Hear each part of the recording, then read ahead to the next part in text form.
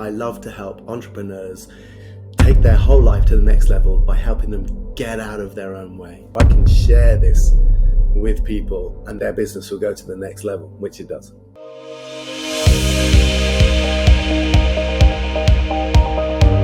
Hey, welcome back to another episode of the Growth and Scaling Podcast. I am so stoked to have today with us someone else who loves to help people in that growth and scaling journey. Tom, will you please introduce to us who you are and who do you like to help with your business? I'm Tom Fortes Mayer, and I love to help entrepreneurs take their whole life to the next level by helping them get out of their own way. So I specialize in the psychology of self-sabotage and imposter syndrome. Nice. And are you sure you're really good at that? Well, you know what? As we'll probably discover in this conversation, I'm learning. I'm teaching what I had to learn. I was a master saboteur. My entrepreneurial journey. I'm a social entrepreneur too. I've had various businesses, right? And so many of them were fraught with difficulty, not because of the markets or the timing right. or the product, because there was one problem right in the middle of all of it, and that was me. I get it. Yeah, I 100% get it. I am the common denominator here. And my journey to discover how to get out of my own way, turned into my best business. Because then I was like, oh, I can share this with people and their business will go to the next level. I love it. I love it. So tell us a little bit about this, because I think a lot of founders out there, a lot of people listening to the show are pretty confident in who they are, but where do they hit the biggest challenge? I mean, what does that imposter syndrome really mean? What's a good example of what that means?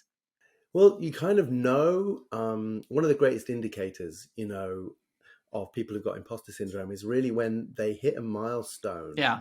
And it feels good on one level, and then there is this almost equal shadow to it, which feels somehow even more hollow. Interesting. There's this internal conflict. We have a part of us that is celebrating our wins and a part of us that is like, no, this isn't you. This isn't great. This doesn't feel good. This doesn't fit. Someone's going to come and knock on the door any minute and you're going to be caught out, right. And you're going to be shamed publicly and you're going to be booted out. You're going to lose it right. all. There's this voice there, the detractor. And what most people do who are really confident and competent is they power through. They try and power through. They keep busy, they work harder, they push harder, or they work endlessly on mindset. But you see, you don't need to work endlessly on mindset if you have actually a positive mindset. You need to work endlessly on a positive mindset if you have a negative mindset. Wow.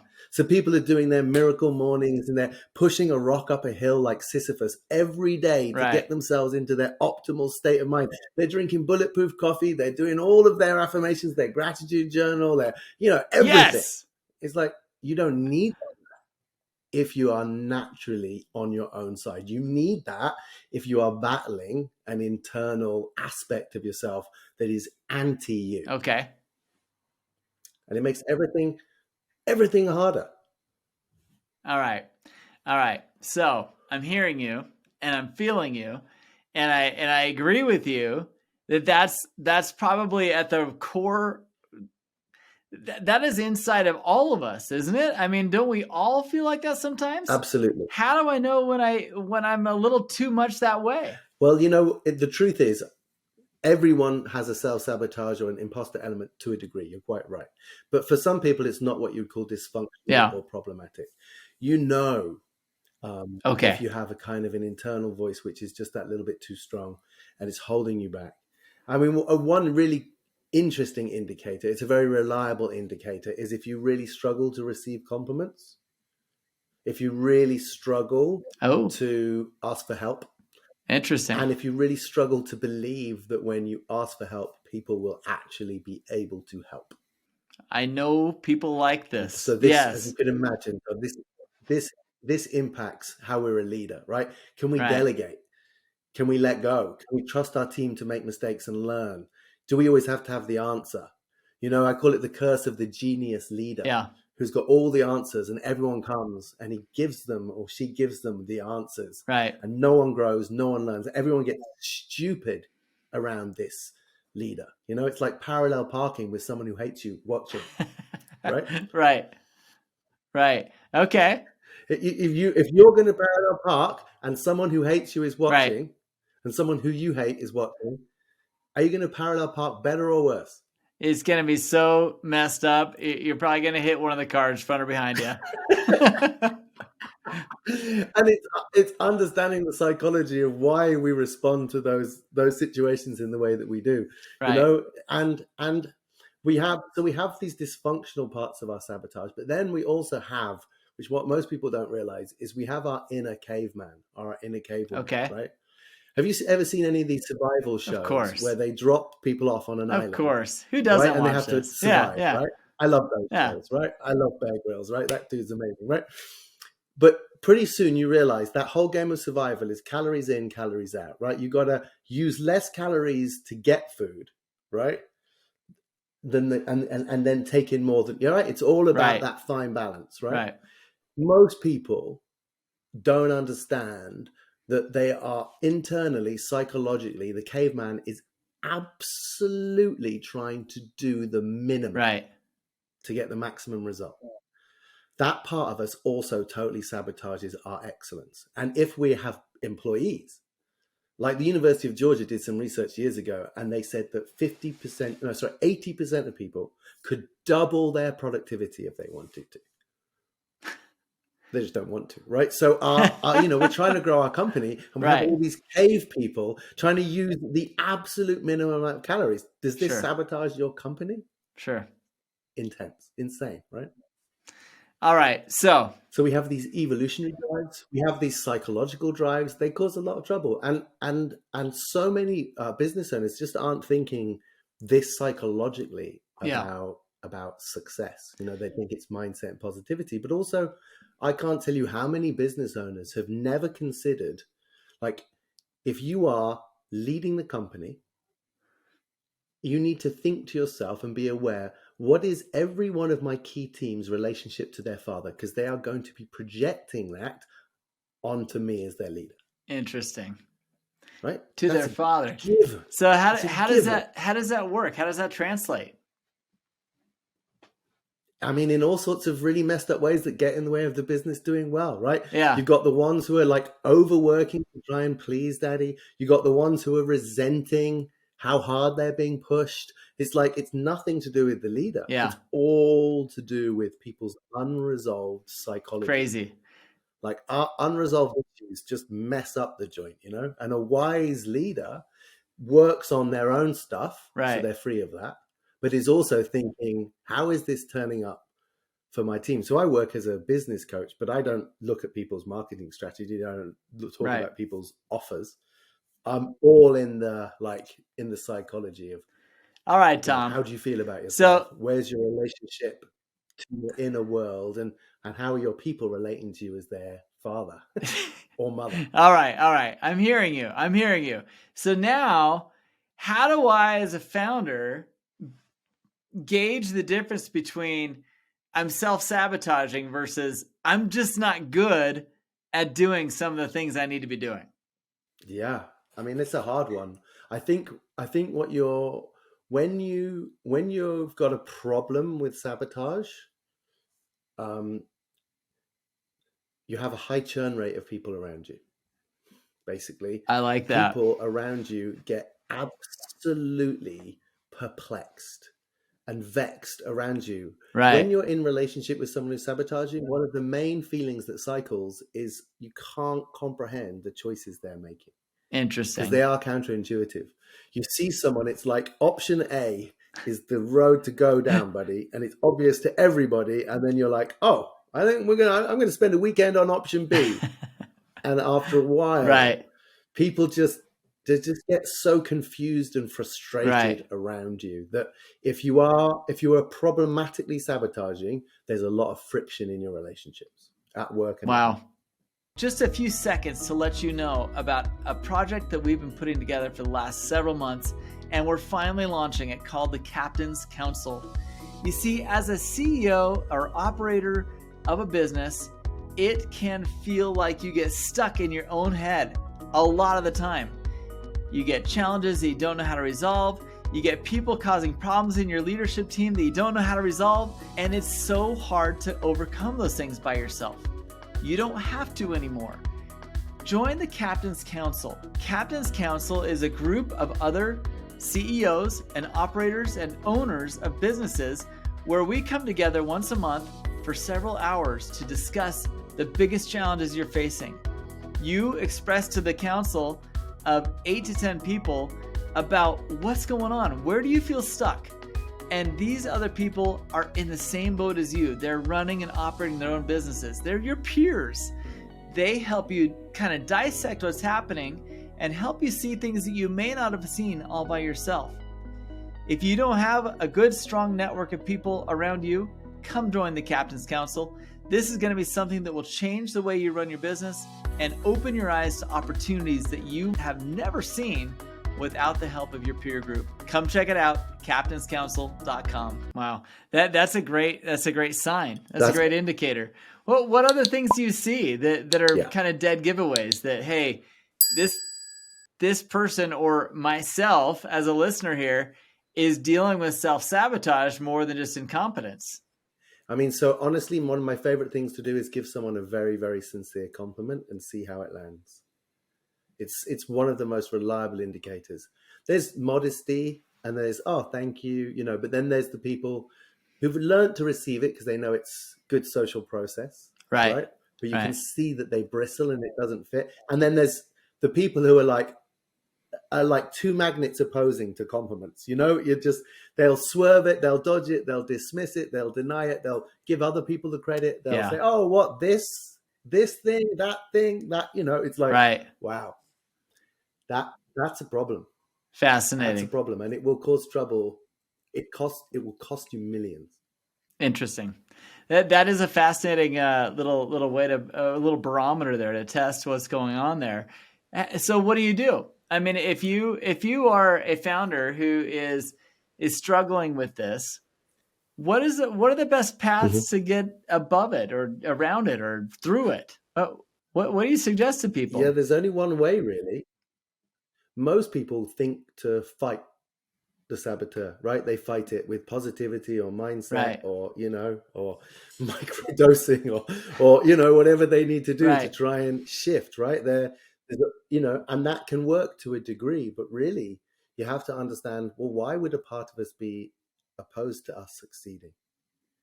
And there's really only one reason. I mean, it's a complex subject matter and there's a very specific order in which you need to process certain things. But essentially, when we were younger and our needs weren't met, instead of being annoyed or frustrated at our carers, we interpret that as being, no, they are fine. We idealize our carers and we interpret their behavior towards us, which is suboptimal, as being appropriate for who we are. I see. So what I mean is, when it sucks, we blame ourselves. Right? I saw a meme the other day that summed this up way more eloquently. It said, don't shout at your kids. They won't hate you. They'll hate themselves. Oh. Yeah, that's pretty telling. Right? Yeah. Okay. So let's say that and it's like, wow, that sums up my work, really. And so I have to help people recognize that a number of times in their life, instead of recognizing as a child, well, this is suboptimal parenting, this is disappointing, they just went, oh, I suck. And it's normal for people to treat me badly. And I will give massive allowances for people to be suboptimal without challenging it. And this is the problem. So another indicator someone's got self-sabotage patterns is they have hired people they know were not fit for purpose, who are consistently failing, and they are not firing them. Wow. Because it suits them psychologically to have the ongoing experience of my needs weren't being met. Interesting. And therefore they hire to fit that. It's like a trauma bond, right? It's fascinating. And of course it costs millions. Oh man. Yeah. Absolutely millions. And so a lot of people, you're right, people are confident and they're competent. And they think, oh, I'm going to hire this coach and I'm going to go from 4th gear to 5th gear. You know that feeling when you're driving stick and you look down and it was in 4th and you go, oh, and you put it into 5th and the car just, it goes faster, but it's you do easier. Feel that relief from the car, engine, don't you? ah, there's relief and it goes faster, yeah. right? Most people think, oh, I'm in fourth. This coach is going to get me to fifth. I'm like, dude, you're screeching around town in second. Yeah. You got no idea how smooth it could be. Oh my gosh. All right. So what do you suggest to people? I mean, you're a coach, you help people through this. And by the way, I want to make sure we mention that you've got some amazing apps, meditation apps and ways to kind of get people through these stresses and these burdens. Yeah. What do you do what kind of course of action can they take to do this? Yeah, well, I mean, I put out a lot of kind of free content to help people work out how to do this for themselves, because I just think people, shouldn't be held back. So at one level, I've got very affordable offers through online guided meditations and tools which enable you to go and meet with this part that is actually trying to hold you back on purpose. Right? It's not incidentally holding you back. It's not damage to your self-esteem. It's a department in your psychology that does not want you to succeed on purpose. But instead of fighting that part, you have to do something counterintuitive. And in a very simple guided process, you can meet with that part and thank it. And instead of fighting it, you recognize you were protecting me from disappointment that I couldn't have coped with when I was younger. Thank you. You must be exhausted holding back my potential. Could we maybe team up here and actually try a different route, right? And so I'm very, very happy to, give people access to these things. But my passion is working, one-on-one with people, creating bespoke journeys, negotiating on their behalf. I've now negotiated with hundreds of people's saboteurs. And people don't realize you can actually, using certain techniques, you can go and speak to them. And when they speak to me, I'm like, I know you. I know what you're doing. I've helped hundreds of people like you. Trust me, this would be better. Right. And I realized I'm using the same techniques. I've been doing this 23 years. I'm using the same techniques I was using 23 years ago. But then it took me months. Now it's much quicker because I realize my faith and my certainty is a really compelling part of what enables people to transform this really, really quickly. Wow. So I have the kind of much more affordable free offers if people are self-motivated and they want to do it themselves. For sure. Or I work with just probably maybe 6 or 7 individuals a year. Awesome. And I work with them for maybe 6 months. And we unpick sabotage in every area of their life. So yes, their business will take off. They'll make more money. But their relationships at home, their relationships in their community, this is the stuff that I'm kind of more interested in, really. Right. It's like, because you get that stuff right, it just, the money follows. Right. The money follows. I have to agree with you, and I have to believe that what you're saying is true because, it is very hard to grow and scale a business. I mean, there's so many reasons to be negative and so many reasons to doubt your ability to succeed. When you can learn to master your ability to rise above or power through or do whatever it is that you help them do, meet their saboteur and tell it to get the crap out of here. Those little things are things that will not only help them through that first initial journey, but through the rest of their lives. And you're right. I mean, anyone who's on the entrepreneurial journey knows, and anyone about to embark on it, one of the greatest bits of advice I got, was indirect, but I was on an Anthony Robbins workshop and he's like, you have to expect financial pressure. You have to expect disappointment. You have to expect frustration, because when that stuff happens, it won't knock you off your perch. Right. You'll just see it as the cut and thrust of being in business. Right. And it's like, it's so true. It can be brutal. You have to be so thick-skinned. You have to get up and get up and get up and get up again and dust yourself off and gather things together with worn-out tools and apply yourself. It's like it can be extraordinarily hard whilst you work out who you are and what you really want to do and what's going to make your products and services really sell in the world. Cool.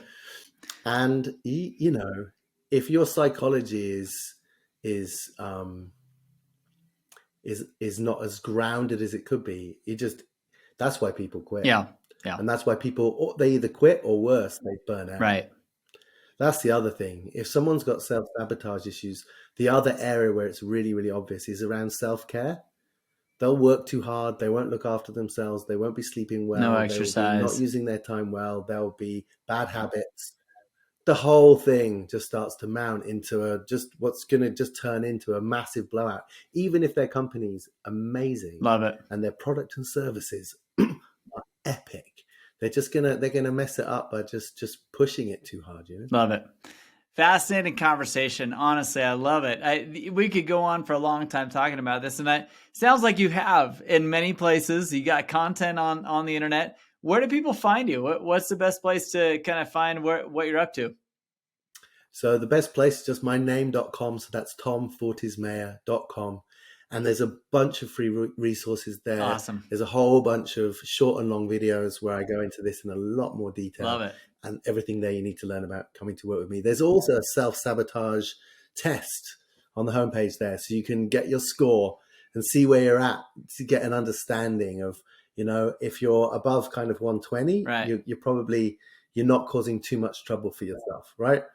But if you're below 120, below 110, come talk to you in your own way, and it's costing you. Well, yes. I am so grateful for these resources. We're going to put them in the show notes below.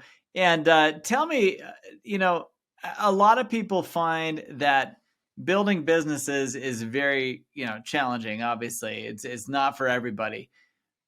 Is there a mentor or someone that you've looked at in your community, in your circle, that has helped you, inspire you to do what you've been able to build? Yeah. I mean, interestingly, only very recently did I get connected with a guy he's a guy called Nicholas Gianni, and he wrote a book called Leader as Healer. And he's he's now my mentor. I work with him, bringing his work to the world as a little side thing, because awesome. His work really touches me, and I'm supporting him bring that to the world. And fascinating. Yeah, his attitude, energy, and his courage in being open and honest about the true nature of his work. And he's now working with some of the top teams of some of the most incredible corporate companies in the world, right? And he's done it in a completely uncompromising way. He's totally honest about what's essentially a kind of spiritual nature of his work. And I found that to be so inspiring. And you talk to him about business, and he's cool. He has an eye on the future. It's amazing. Cool. I love it. That's a great shout out. I appreciate that so much. Hey, for those listening, honestly, you got to figure these things out. There are probably warning signs that you're giving off all over the place saying, help me, I don't trust myself, or help me, I need someone to guide me through this path. And I appreciate so much your content today, Tom. Honestly, there are a lot of people out there that need access to you, need access to what you're doing, whether it's your free content or your one-on-one training. Thank you so much for being there for people in our audience. And I appreciate you being here. Thanks so much. Oh, thank you. And I love what you do, and I love how you do it, Todd. So thank you for your time. Appreciate that. Hey, what'd you think of that episode? I loved it. I thought that was fascinating. So much to learn and so much to figure out about ourselves, isn't there? You're not alone if you're the guy sitting here thinking, okay, I need to figure myself out. I've got self-doubt. I'm getting in my way. I'll tell you some things to do. Listen to the advice on this podcast and listen to what other founders have done. And join our community. Our community is set up in the show notes here to help you and other founders like you connect in a way that's meaningful and full of value. We all like learning from people we like. And usually, founder to founder, we do find ways of connecting on a level that most people can't. It's a lonely lifestyle. It's a lonely place to be at the top. So join the network that will help you build and grow in a way that will drive you towards more growth, more scaling, and success in not only your business, but in your personal life. We look forward to seeing you on all the other episodes we've published. This is a fantastic podcast that will connect to you in a way like no other, because they're brought to you by people just like you. Thanks for being here on the podcast. We look forward to seeing you on the Growth and Scaling Network later, and we will chat with you later.